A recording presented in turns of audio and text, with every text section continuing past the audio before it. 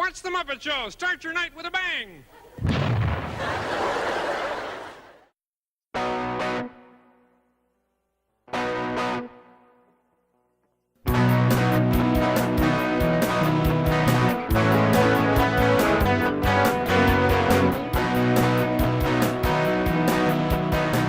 Battle of the Network shows.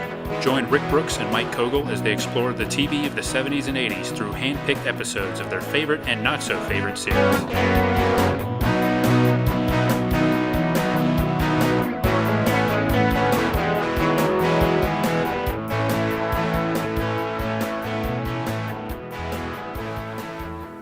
Welcome to another episode of Battle of the Network shows. Today we're going to talk about an episode of The Muppet Show. The Muppet Show was a variety show from the 70s and early 80s. It ran for 5 years, and of course, catapulted the Muppets to worldwide fame in movies and just general belovedness. Yes, very beloved. A lot of belovedness. And just so you know, we have a special guest today. He's not going to say anything, but Kermit the Frog is sitting on the table. Yes, he is. He's sitting in, looking almost directly at me. Yeah. It looks like he's happy, so... Yeah.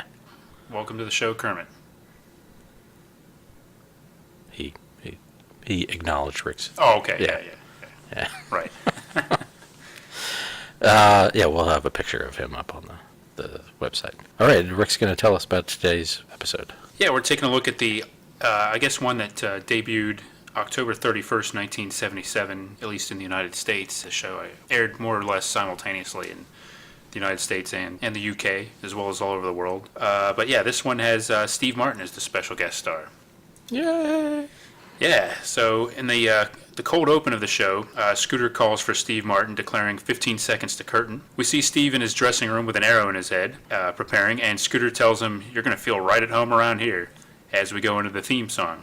After the theme song and credits, Kermit walks on stage at the Muppet Theater and says he has a special announcement. Up in the balcony, Statler and Waldorf speculate that their dream has come true and the show has been canceled. Cut to Kermit. Tonight's show has been canceled. Apparently it was supposed to be a night for auditions, and so the disappointed audience, unable to see the episode, shuffles out of the theater. Steve Martin then walks on stage in a bathrobe and shower cap and becomes increasingly agitated with Kermit about his not being told about the cancellation. He even gets in an "excuse me." To his credit, though, it is pretty unprofessional of the show to do this to him. In an interesting moment, Statler and Waldorf decide to stay, clearly more concerned with mocking whatever is put in front of them than in taking this opportunity to go on with their lives and find something that they can appreciate. Insert your own joke here about internet commenters. Fonzie is worried that the show is auditioning replacements, not just new talent, but Kermit reassures him. Some of the Muppets then hang around in the audience inside the theater as the talent parade begins. First act is the Lautrec sisters doing the Garbage Can. Next up is Mary Louise and Friend, is how they're billed.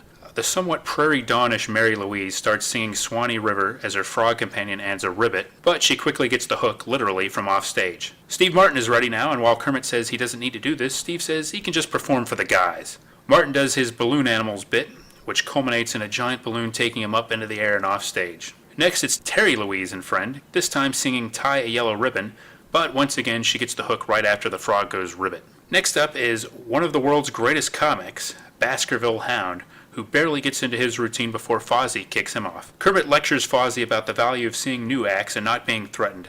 Then Scooter brings out the next talent, an MC named Lenny the Lizard, who does stage patter in a very familiar style until Kermit shouts an abrupt "next." Now it's time for the Four Fazoods, a quartet of aliens doing an odd percussion and vocalizing act. And after a break, Kermit recaps the acts we've seen, and Gonzo wants to audition. Kermit brushes him off, but sure enough, the next act is Gonzales and Yolanda, which is Gonzo and a big hunk of Gorgonzola cheese doing a flamenco dance number. Next up, Carrie Louise and Friend start doing Old Man River, are cut off again, and now we see it's Miss Piggy who's been yanking the woman away.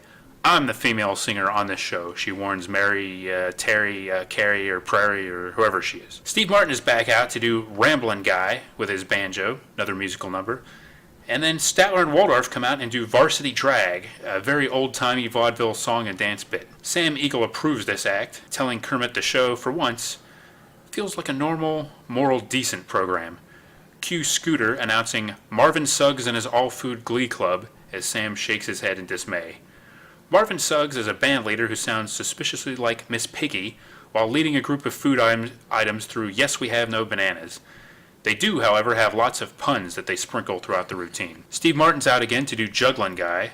And by the way, one notable thing about this episode, no laugh track, but we do hear frequent laughter from the Muppets and what sounds like the people playing the Muppets, if that makes sense. Some of it might be crew laughter, too. It makes for an interesting atmosphere, though, and adds to the feel that Steve Martin really is doing his routines, quote, for the guys. One of the best new acts is out now, one of my favorites, the Zucchini Brothers, a human cannonball troupe with stereotypical Italian accents. Only thing is the cannon doesn't fire before the curtain falls. Steve Martin says he's disappointed about not doing the number he was going to do on the show with the jug band. Kermit says, well, I would have liked to have seen it, and Martin quickly replies, I knew he'd fall for it. What follows is a little dueling banjos with Steve Martin, several of the auditioners, and a jug band. It's a pretty cool number, and Kermit is dancing and clapping along. Kermit then thanks Steve, and Martin adds, it was a pleasure not being on your show tonight. Cue the end credits and the theme song, and thus endeth a unique but entertaining episode of what we call The Muppet Show. When we were looking at choosing The Muppet Show, one of the reasons I think we chose it was because it sort of represents the variety show genre in its own strange way.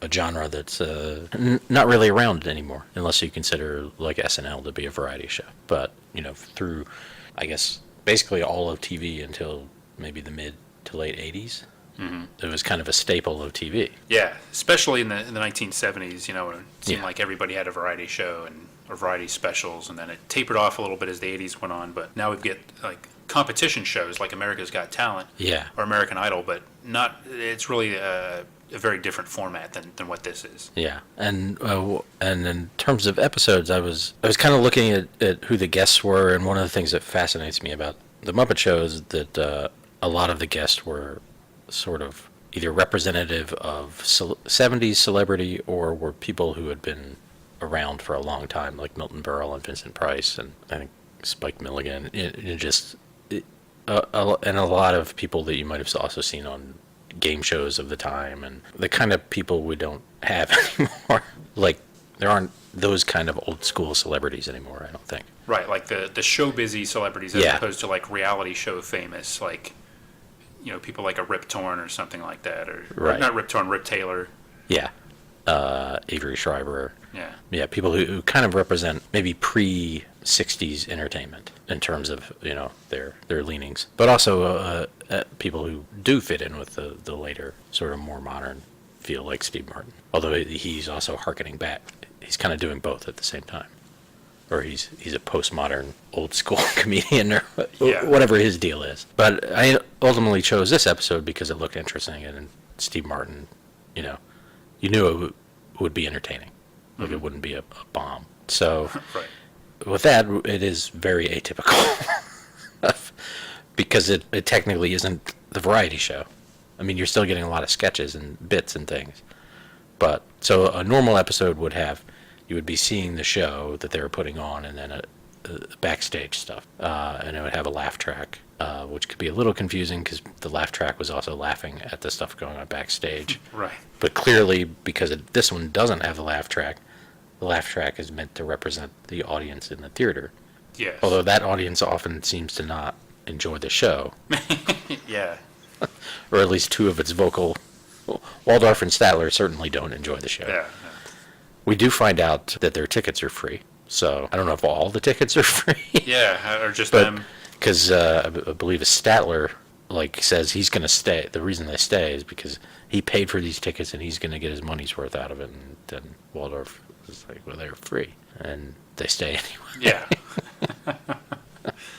We later find out maybe why they stayed when they do their weird performance. Nevertheless, you get lots of Muppets and you get Steve Martin, and you get, especially Fozzie is having all this anxiety about being replaced. Apparently Miss Piggy is too. Although that's really the only place she shows up. Right, it's only the one, the reveal of her pulling the hook is the only time we see her, I think, in the episode. Yeah, which is another thing. I felt like this episode had a lot of sort of things you would maybe see one or two of on a normal episode of sort of experimental stuff.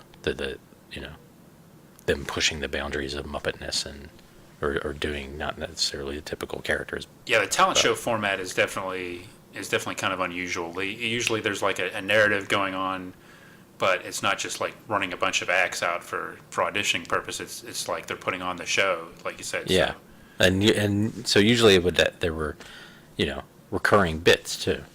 There were the veterinarian's hospital with Rolf and Miss Piggy and Janice, where they would be doing surgery and making wisecracks. Yeah. The kind of similar to the ballroom dancing things, where there'd be ballroom dancing, and then a couple would come into view and stop and have some little conversation, and it'd end on a goofy joke, or Pigs in Space, Muppet Labs, Swedish Chef, things like that. And Kermit, I think, usually interviewed the guest, or did a song with them, or had a moment with the guest anyway. So you don't get any of those things.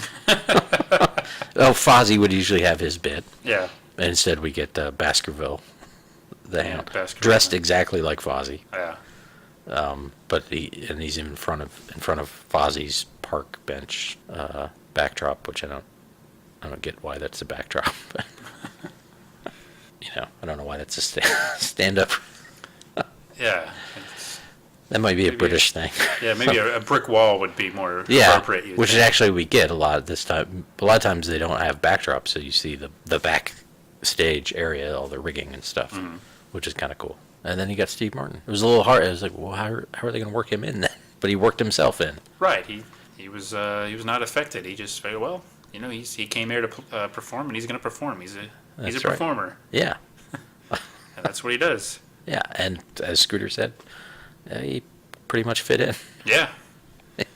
Yeah, he did. He was a pretty good act. And this was Steve Martin when he was really a big star at this point too. I mean, he was selling out arenas and as a stand-up comedian basically doing his show, and it was probably a pretty big deal for him to be on the Muppet Show.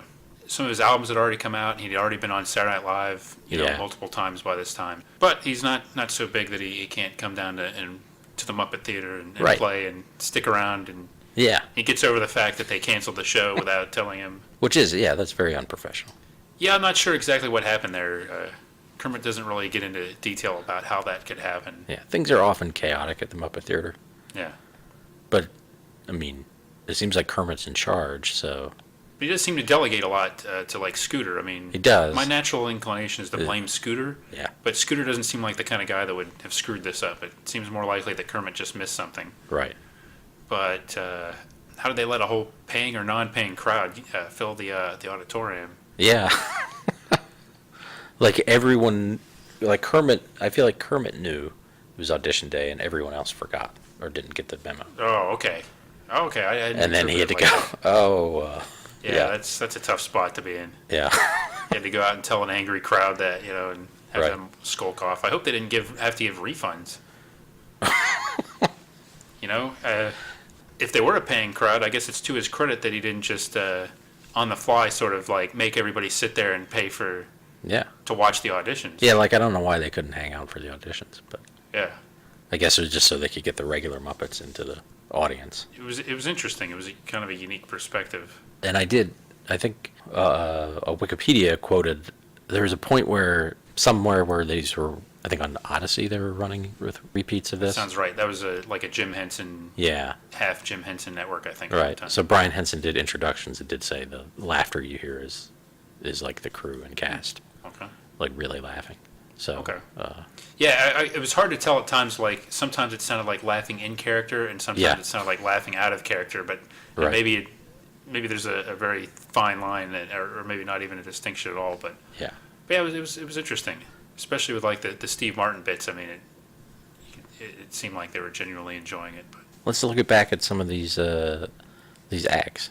Okay, what'd you think about the Lautrec sisters during the garbage can? That was kind of a short, particularly memorable thing. They were and they were 4 mice. I think. I think they were rats. Oh, rats. Okay, yeah. But they weren't sophisticated rats like Rizzo the Rat. Like the Muppet design, I wasn't very appealing. Yeah, I don't know that even in the Muppet world anyone would really want to see that again. Yeah, well, they were kind of the opening deal and first on the list to audition, so they can't all be winners. And no, they probably. So you don't think they would make the main show? I don't think so. I mean, they're pretty weird, but yeah. And then we get our first appearance of. Yeah, Mary Louise and Friend. Yeah. That's how Scooter billed them. Yeah, like on the one hand, I'm not necessarily a Miss Piggy fan, but I think they were right. think she did everyone Get a the favor. hook. Yeah. And I enjoyed how quickly that happened. Yeah. And the puppet design on that too was seemed like a very lightweight, the hook, the way the puppet looked when it got hooked worked, I think. Yeah. So 'cause she was so small. Right. And I did think of Prairie Dawn from Sesame Street too. And then generic frog. Generic frog, and the last time it happened, like the frog laughs. Yeah, the frog seemed to be kind of like enjoying it actually. Like, Yeah. Like, hey, he didn't care. No. Maybe he's going to be a solo act after this. Yeah. He seems to have limited range because all he says is ribbit. Yeah. You know, on cue. But hey, if he wants to strike out on his own, more power to him. Yeah. But yeah, it's. I'm not a Miss Piggy fan either, as you know. Yeah. She was always my least favorite part of the Muppets period, but she was used effectively here. Yeah. And it was kind of it's a little selfish of her to keep any female singer. Right. Like I don't remember her hooking like Anne Murray off the stage when she was on it or whatever. No. There might be some competition going on there. Maybe she wasn't threatened by Anne Murray. I don't know. Yeah. She might have been. I do remember her being threatened by definitely by some of the guests. Loretta Swit, maybe. Yeah, she just probably couldn't find a hook big enough to pull Loretta Swit off the stage in the middle of Loretta Swit. Yeah. Did Loretta Swit come on and sing Swanee River? No. I think Loretta Swit, though, was... there's like a sketch where she's giant. Or like physically giant? Like 50 feet tall kind of thing. Really? Well, I think a remember Muppet Labs thing goes wrong. And Loretta Swit Yeah. turns into a giant. So Miss Piggy would be really threatened by a giant, or would she think, well, nobody's going to take her seriously because she's, 50-foot Loretta Swit? Yeah. Boy, I don't know. Miss Piggy's hard to read. She is. I did another episode I watched featured Avery Schreiber, and she, like, one of the reasons I didn't pick that was because Miss Piggy was part of the plot. She tries to make Kermit jealous by making him think she's hooking up with Avery Schreiber. Avery Schreiber. And he gets invited. He's in on the plot, Okay. too, and it somehow it works. He's a good sport, I guess. Kermit gets mad. So after Mary Louise Yeah. and her friend, it's Steve, Steve Martin. Right. I assume the giant balloon part of that was special for. Yeah, I think that was that. I don't think he did that in his regular act. I'd seen the other stuff before, but yeah, I think they modified it a little bit. Did he? Since you've seen some of that, did he intentionally pop the balloon that pops? Or did it happen to pop and then? I think he does that on purpose. Okay. Because I know he does. Because there's a little joke about it. Yeah, because like that bit starts out with like the whole thing about I don't want to repeat myself, and just kind of even his his what will I do his classic Steve Martin stuff, which is it's still funny to me. I think he's really good at that and sort of deconstructing comedy and performance and that kind of thing, which he did so well. And even like years later when we've sort of seen that sort of attitude and things like that, I think he did it best and did it really well. So it's still fun watching those bits. Who's after him? Terry Louise. So it was Terry Louise again, yeah. And that time she did Tie a Yellow Ribbon, and then it's Baskerville Hound. Right. Who, boy, I can't remember the joke he did. I don't remember it either. But yeah, he didn't last very long. Yeah. I mean, Fozzie actually I think came out and physically kicked him off. He didn't even bother with a hook. He just told him to take a hike. Right. And then we get the MC. Yeah. Who's basically a lizard who looks a lot like, kind of like the dog looks vaguely like Fozzie. Yeah. The lizard puppet. One, I mean, it doesn't look like it's not as detailed as your regular Muppet, but it's pretty much the same design with some teeth. Yeah, it's definitely like a cut rate Kermit. Yeah. And yeah, I don't know. And he seemed fine. Yeah, well, they play it kind of for laughs with the juxtaposition of Kermit lecturing Fozzie to be more tolerant and accepting, and then Kermit being immediately threatened when he sees somebody doing his bit. But there seems to be maybe room for a couple of like hack comics, but to have an MC, right? I mean, what's the MC going to do except take Kermit's job eventually, right? Yeah. I mean, he's not going to come out and do an MC bit like in the middle of the show, is he? No, there's no. Yeah, you don't have like your MC come out and introduce an MC is like third or fourth from the top or whatever. Yeah. So that's kind of direct competition. So I kind of see where Kermit's coming from there. I mean, if Kermit wanted to relieve some of his stress, he could hire an MC. Yeah, he could have like a backup. Yeah. Kermit's not really interested in that, I don't think. No, I think Kermit works better under pressure. Yeah, even though it exasperates him all the time, it clearly that's his He always delivers. thing. Yeah. And yeah, he cut off this Lenny the Lizard thing. He wasn't having any of that. He was not having any of that. Now, what about the 4 Fazoods, I think it was? The 4 Fazoods. Like, that's another one of those sort of Muppet experimental kind of things. Like, so they're aliens, they're all making sounds, and the sounds together make them sound kind of musical. Yeah, and they're playing themselves, basically. Yeah. One, like, sounds like a drum. Yeah. That was fine. It was kind of interesting. Yeah. The thing about a lot of these things are, like, you wouldn't want to pay to see, like, 15 minutes of them or anything, but as far as, like, 2 or 3 minutes on a show like this, it's kind of cool to see these bits. And they that seems like the kind of thing they showed a lot. Yeah. To those weird little things. I could see them being on the main shows at some point. Maybe they might have passed the audition here. Well, Yeah. they came out later for the banjo number with the jug band. Yeah. So I don't know if that's an endorsement or they just were still around, hadn't left yet. And Yeah. They also, came to audition from another planet. yeah, that's right. Yeah. Maybe that's why Kermit couldn't go through with a regular show. They had to stick to this specific night, and Yeah, that would make sense. because he didn't want to. But he didn't seem to be aware of it. Like, Scooter was the one. It seemed like Scooter had arranged the auditions. Yeah, that's a good point. Maybe there's some kind of conflict of interest. Like Kermit doesn't want any part of that. He's sitting in he doesn't want to be influenced ahead of time. He just wants to judge them purely on their performance. Right. So he lets Scooter handle all that stuff, and he just kind of sits in that. He's like the director, and Yeah. Scooter's the casting director, or the person who read the sign-up sheet. Yeah. I assume they're open auditions. Yeah, I guess so. They must be very open for Yeah. the Fazoods to come from whatever planet they're from. But Yeah. yeah, they were decent. And how about Gonzalez and Yolanda? I think we skip? No, that's right. We haven't gotten there. Gonzo's always Gonzo.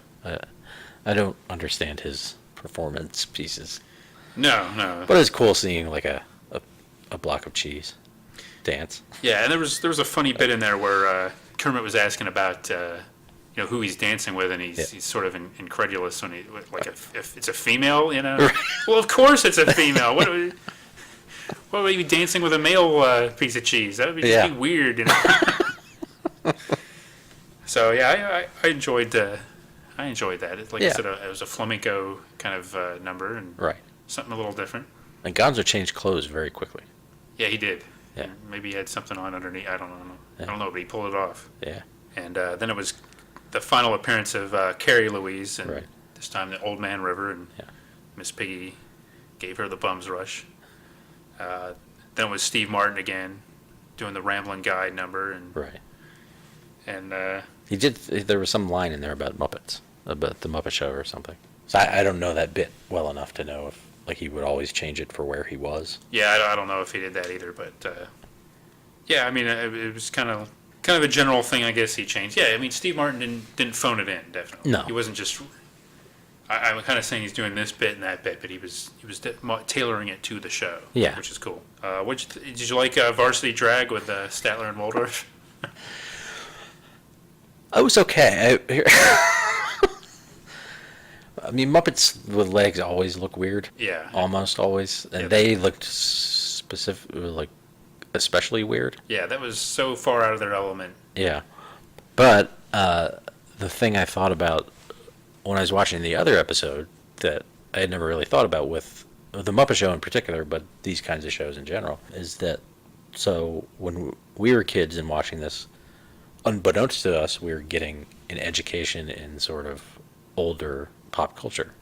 Because even that other one, or a lot of times they would have people singing older songs like that, or they would do, or Muppets doing. I think the Avery Sharper one had Rolf and some dogs doing some kind of old song, not quite that corny song, but like an old song like Right. that. That I don't know if there's any place where a kid would be hearing, say, a song from the 50s or something, Yeah. just on on the Disney Channel or something. Yeah, or even older than that, or like standards like a barbershop quartet or something Yeah. would come on and do something from like the turn of the century or. Right, like, I mean, this song. Yeah. There was From the definitely 20s a or big blending of like new and old, Yeah, sort of in this old timey vaudeville like format, and right, and Yeah, also kind of old, puns and just one-liner kind of comedy and Yeah. stuff. And I think there's some value to that, to that variety show format of allowing for that. That I don't know. I don't even know if someone put one on now, I don't think it would do that. Like, I think it would, the musical guests would all be current and. Right. I was just thinking about this recently, and it's interesting because the variety show format was always self-aware on television. Like, it was always like be jokes about, being a variety show and everything, but it was sort of in a different way. Like, now people would like feel they have to apologize for doing a variety show, and it's like they have to confront it right from the beginning, and they just don't do it in the same way. It's self-aware, but it's even more self-aware. It's self-aware, but it's like in your face about it and sort of self-apologizing. Yeah. So yeah, it does seem weird. It's like everything that would do this kind of format now would be mocking itself, it feels like. So, from that standpoint, I kind of enjoyed that. Yeah. And it's still kind of funny and weird. Yeah. Which then the act right after that, too, the Glee Club. The Glee Club is also, on the one hand, it's a Glee Club, and they're, well, of course, Glee Clubs are back in again. But, but it's also a bunch of fruit and vegetables harmonizing. Yeah. And singing kind of an old song. Like an old standard with this weird twist on it. Right, and it's got all the puns in it. Yeah, doing the jokes and stuff. Yeah. Yeah. And in between, you had like a nice little bit with Sam. Yeah. Sort of giving his endorsement of the Statler and Waldorf Act, which is perfectly in character and makes sense and everything. So yeah, there was a nice little bridge there. Yeah. And after so then as I had Steve Martin doing some juggling, and then the Zucchini Brothers come out, and I love the Zucchini Brothers. Yeah. That was good. It was good antic Muppet fun, and like you said, the stereotypical accents. Yeah, they're basically like pusha, just kind of muttering while I think there was like music, just kind of like you say, antic, like one of those things where like da da da da da, there's like. And then they're like when they were stuffing the guy into the cannon. Yeah. That was pretty cool too, because if you think about it, it was two Muppets being performed by at least two human beings. Yeah, right. Stuffing a Muppet that, had been performed when it came out, but then clearly wasn't connected to a person anymore. But, stuffing that into that cannon prop. Right, and there's like a tension and an urgency to it. Yeah. That's one thing we need to bring back is human cannonball acts, so especially like indoor human cannonball acts. Yeah. I think it's funny too that like whenever there's a human cannonball act, there's always like a countdown or music that sounds sort of like a countdown. Like there has to be a rush to it. It's like, well, what's the big rush? Right. I mean, isn't there enough inherent tension in putting a guy in a cannon? Yeah. To shoot him out of a cannon. But no, it's like you got to add like a countdown to it. Right. Like the cannon will blow up with the guy in it if they don't pull this off in time. That's always interesting. So I'd definitely put the human cannonball probably right below horse act on acts that I think there should be more of on TV these days. Yeah. The horse act, of course. That's priority one. Yeah. I'm almost surprised Statler and Waldorf didn't do a horse act. Yeah, I'm sure someone did on the Muppet Show at some point. Yeah. Maybe even like two horses. Yeah, like an actual the ultimate horse act. Right. Yeah. So the Zucchini Brothers, I don't know if they passed the audition as far as I'm concerned. I just enjoyed having them out there. So they have some technical things to work out. But, once they get that precision, they got to work on it. But there's a certain stage presence that they have there that I think would serve them well on the main Muppet Show. Yeah. Now I don't know if Gonzo was secretly, or not Gonzo, the other guy. They have an explosives guy. Yeah. I don't know if he was jealous. Explosives guy. Yeah. Every vaudeville troupe and theater should have a demo man around, That's my thing. On hand to blow stuff up. But yeah, the Zucchini Brothers, they're probably my favorite of the non-Steve Martin acts. Yeah. I like Statler and Waldorf as characters, but as the act, the human cannonball with the Zucchini Brothers, that's a big thumbs up for me. Yeah. I like the all food Glee Club too. Yeah, okay. I don't know, I always like it when they have food Muppets. Yeah. It's just the strangeness of it, I think. Well, this is a good episode because you had cheese. Yeah. And the all. And they they didn't you get a bit after that where Floyd Pepper and Animal talk about wanting to use one of the food items for dinner later. Right. Yeah. Not to jam with them or anything. No. So, yeah, they're not as welcoming, I guess, as you expect fellow musicians to be. They kind of didn't see them really as musical talent. No. But I like that they're not shying away from the fact that they're still food. Right, yeah. Yeah. That's true. That seems kind of realistic. I mean, Yeah. I don't know what the catering budget's like on the Muppet Show. Right. So, hey, they're probably hungry. They've been sitting around all day. Yeah. Bunch of food items walk in. That's got to be rough on Marvin Suggs. He's constantly, replacing people. But then it's like, yeah. He's got to, like, if the broccoli's a soprano, he's got to find. I mean, if he's, I don't know, maybe he's not specific in that way. He's just got to make sure he doesn't have bananas. Right. Which makes sense because they go bad so quickly. Yeah. That's right. Like in the middle of the song, it would just be rotten. And yes. Yeah. Yes, probably most disco acts in the '70s probably had longer shelf life than the bananas that they had to keep replacing. It was That's like it was like Menudo. Yeah. The bananas would keep aging out of the act, so that's why you know what, we're just going to get rid of the bananas and we're going to do Yes We Have No Bananas, and we're not even going to cast these bananas anymore. It worked out. And he probably had to like sneak all the Glee Club probably had to like always be like sneak in through the back door and these arenas and stuff, and maybe through the kitchen it would be a little bit safer. They could blend in until just before they went out backstage because they were always under the threat of being eaten. Yeah, and their placement in the little riser they have, it was always changing too. He rotated the stock. Yeah, I got a lot more respect for Marvin Suggs than I did. Yeah. Now that you mention it, I think that's a tough job. He's not just sitting there, waving his fingers around, and he's like the behind the scenes probably, and the logistics of it were probably very difficult. And they got to be good at delivering puns. That's right. Yeah, they had to have a certain comedic ability, right, in addition to singing and being food. Yeah. So very versatile act. So okay, you won me over a little bit more with the all food Glee Club. Right. After the Zucchini Brothers, I think it was the big big jug closing band, number. Yeah, the jug band and kind of like an all-star jam. Yeah, I think the jug band was recurring. Yeah, they weren't really. Yeah, they weren't like auditioning. Right. I should say it was like because Steve had already prepared to do his routine with the jug band when he was coming to the show. So and we know the Muppet people like jug bands. They certainly do. Yeah, they certainly do with. Emmett Otter. Yes, Emmett Otter and his Jug Band Christmas, classic Jim Henson special. Yeah. And this Jug Band and Steve Martin, they're all getting down. Yeah, and I liked that some of the other acts got in on it. Yeah, it was a very inclusive. Definitely did have that kind of like closing jam session feel to it. Yeah. So that was good. That was maybe one of the best individual numbers of the show, and I think we covered all the individual acts. Yeah, so I think the big winners were the Zucchinis, the All Food Glee Club, and maybe they would be the ones that might have passed the audition. Yeah, and the aliens. Oh yeah, okay. The aliens. Yeah. There might be some difficulty with them too. Language barrier. Booking them, you have to book them like 3 light years in advance. Right. Yeah, that could be difficult. Yeah, that could be difficult. So yeah, it was definitely a good episode. Like you said, atypical. But now, did you so you watched Muppet Show a lot as a kid? Yeah, I think definitely.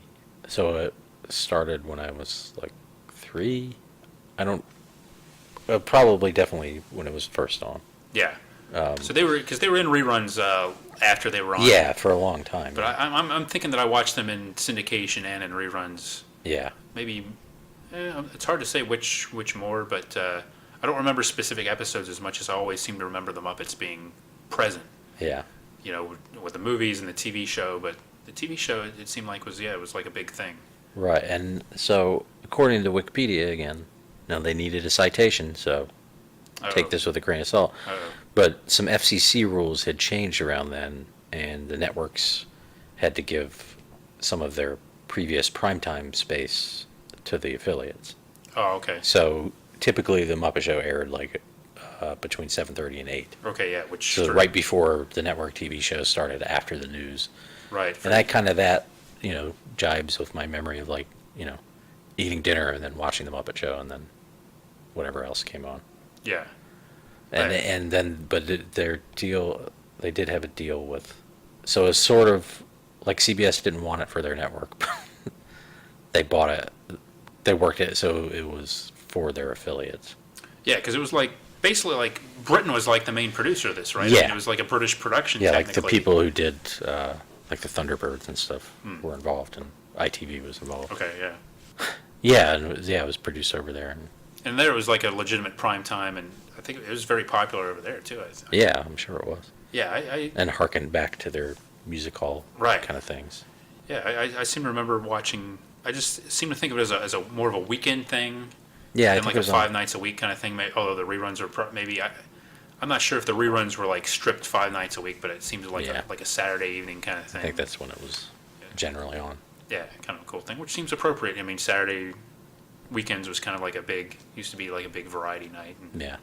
everything like that. So yeah, it's good family entertainment. Yeah, and it didn't really get canceled. Like, Jim Henson just wanted to do other stuff, Oh, okay. so he stopped it. Yeah, well, I mean, it was, He wanted to go like do 5 or maybe- 6 I think years. it's 5 Okay, so seasons. that's a pretty good run. Yeah, Yeah, like well over 100 episodes. And yeah. yeah, it was good. So, do you have any? Do you remember any other like favorite episodes, favorite guest stars, or? I was kind of surprised that this was. I think this was the only time Steve Martin was on the show. I think so. Like Yeah. I might have guessed. I Maybe mean, he's just in the because- movie. So. Yeah, he was Yeah. in the movie, and maybe just because he was on Saturday Night Live, seemingly so many times, I would have assumed. I mean, I guess would have thought, like John Denver is somebody that you Yeah. associate with the Muppets. Yeah. I mean, I remember the Star Wars one that has like Mark Hamill and C-3PO and Chewbacca and R2-D2. Are all guests. Mark Hamill's playing both Mark Hamill and Luke Skywalker. Like, it's like Luke Skywalker is a guest on the show. Which is pretty cool. I mean, Yeah. at the time, Star Wars and the Muppets in the same place. That's awesome. Right. Other ones, I have kind of more vague memories. Yeah, I mean, like, it's kind of a shame that the older episodes seem to have gone by the wayside a little bit. Like, despite the recent revivals, like, I'd rather just see like kind of the old episodes. Right. You know, they had, like you said, like so many guest stars, and like I said, I was never a Miss Piggy fan. I loved Kermit. Yeah. And I enjoyed Fozzie. One thing I remember is like the pigs in space bit. We'd always have the pigs in space. And I kind of remember, and I'm not going to use any names here, but one thing that kind of makes me smile now is thinking of like, I think back in elementary school, when a certain friend of ours would be sort of like be distracted and wouldn't be paying attention. Yeah. You know, I'm not going to use the name, I'll use my own name, but somebody would go, Rick in space. Which is my favorite part about that segment, I think, was that it inspired that. But I love the Muppets. Kermit was always my favorite. I was just kind of drawn to that sort of general MC, like everyman kind of character. Right. He's very appealing. I think I always liked Fozzie too. Mm-hmm. Just in some way. I mean, he is a terrible comedian, but Yeah, he's always, there's something endearing about his ambition and his desire to please the audience. I Yeah. guess. yeah, and Gonzo. I mean, most of them are cool. They're Yeah, Muppets. it's just a good show. And Statler and Waldorf are always hilarious. I mean, Yeah, they oddly like. So the DVDs have them like if the menu keeps cycling, they'll like come on and tell you to hurry up and pick something, and Yeah. it's I don't know why, but their voices not being their voices just throws me off because the voices are like completely different, and have been in like the recent movies and stuff Yeah. that it just So it's more jarring to see them. yeah. Whereas I guess at this point we're used to whoever's doing Kermit, and certainly like on Sesame Street, none of the original Muppet people are doing, except for Big Carol Spinney as Big Bird and Oscar. Most of the people aren't the original people, Right. but they're in general pretty close. Yeah, we can. But it is live with jarring that. sometimes when you hear a different voice. Yeah. Yeah, Swedish Chef. I have memories of just enjoying the Swedish Chef, Yeah. laughing at that a lot, and Yeah. I think the ballroom dancing things I found boring when I was a kid. And there's like the couple that Sam the Eagle is, the singing duo that Sam the Eagle is always trying to push, that are definitely kind of boring, but I think that's the point. Yeah. Like the Avery Schreiber one, he, introduces it, and then they come out and like a monster immediately eats the male character.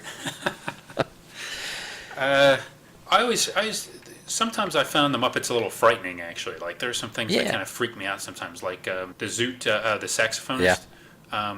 He always had the recurring bit where he'd be playing the saxophone and kind of look into it. And something about that character kind of scared me sometimes as a kid. I kind of liked that character, but Yeah. now, realize Yeah. he's stoned. Yeah, I don't know if it was like the sunglasses or something about Yeah. there's something shady about him even then, but Right. something about that character kind of got to me. But Yeah. I like now, like watching things when they do, especially that, like the Electric Mayhem, like watching how they sort of make it look like they're playing their instruments and stuff. And, Yeah, that and like the day it dawned on me that Floyd Pepper's name was a reference to Sergeant Pepper, and yeah, I chuckle because I know you're a big fan of TV fictional. You're amused by fictional bands on television, right, yeah, and how they're playing and stuff. And I'm glad to Right. see that it extends to even the Muppets. That you like to see their fingering and. Well, not there, but just that they even managed to do it, and Yeah. the props will often look pretty authentic to Yeah. just a tinier version of real instruments and stuff, and Well, I mean, that's always fun.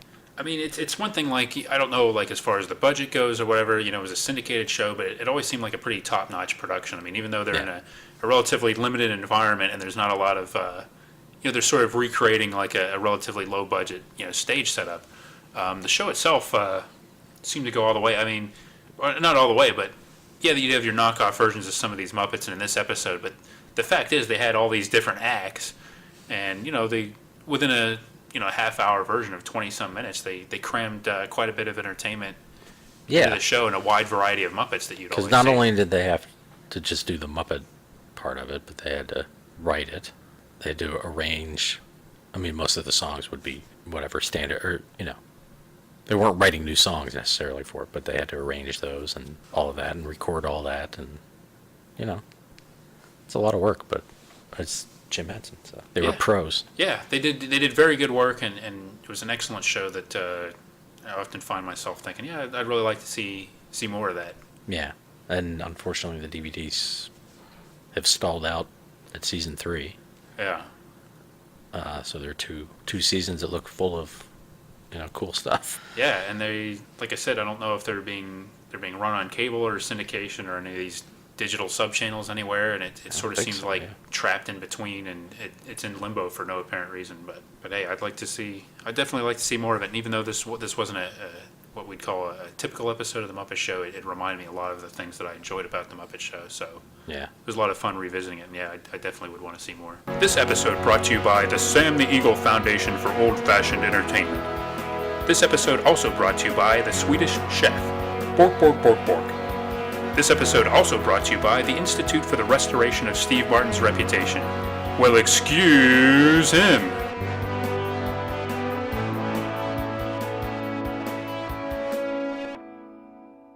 Oh, listen, just one more thing. One other thing of memory I have is that I assume this thing toured around, but there was a thing like Atlanta has, I think it's still there, a place called the Center for Puppetry Arts, and they had like a behind the scenes thing where that not only had like actual Muppets and stuff, but that it took you through the whole like how they do things, and that's where I learned like they have like sort of these generic Muppets that they can just change the noses and eyes and stuff, and to suit different characters. So it's basically just like a shape, a head, and then it's flexible that way. Cool. And I had the whole history of how they had gotten to all that by then, and I went on a field trip, and then I think we went back for my birthday because it was cool. Yeah. I also have a book that's like a big hardback book, kind of like a picture book, but basically they illustrated an entire episode. I'll show it to you later. Yeah. It's cool, and I held on to it. But I remember it used to scare it because there's some monster character in there that's Yeah. freaky. It might even be the first episode, I'm not sure. But Wow. That's pretty neat. Yeah, they did a lot of merchandising and I remember toys and books and stuff. They're big on that. And it seems like, I don't know, I sort of get the impression now that the idea, I don't want to say that it's soulless, these revivals, because I think the movies, the people that were doing those had their heart in the right place. But it just seems like sometimes the way they handle the franchise, it's like they want to keep the brand out there as a brand for its own sake, but without necessarily really getting at the idea of what the brand is about. So Right. Yeah, it's a little disappointing, but maybe they'll turn it around someday. But for me, I'd be happy, like I said, just to see the old episodes again. And Me too. yeah, and I wouldn't necessarily need to see new versions of it or reboots. Yeah.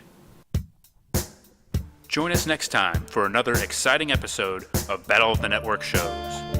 Learn more, leave feedback, and suggest future episodes at battleofthenetworkshows.com.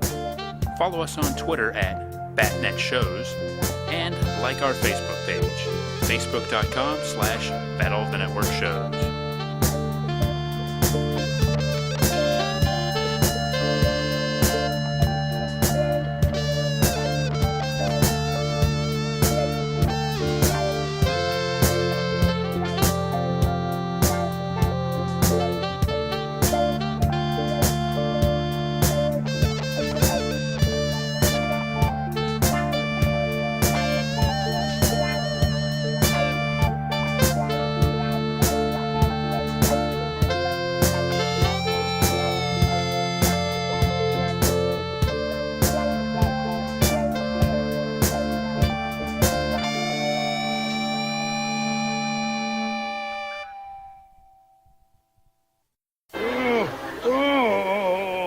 What's wrong with you?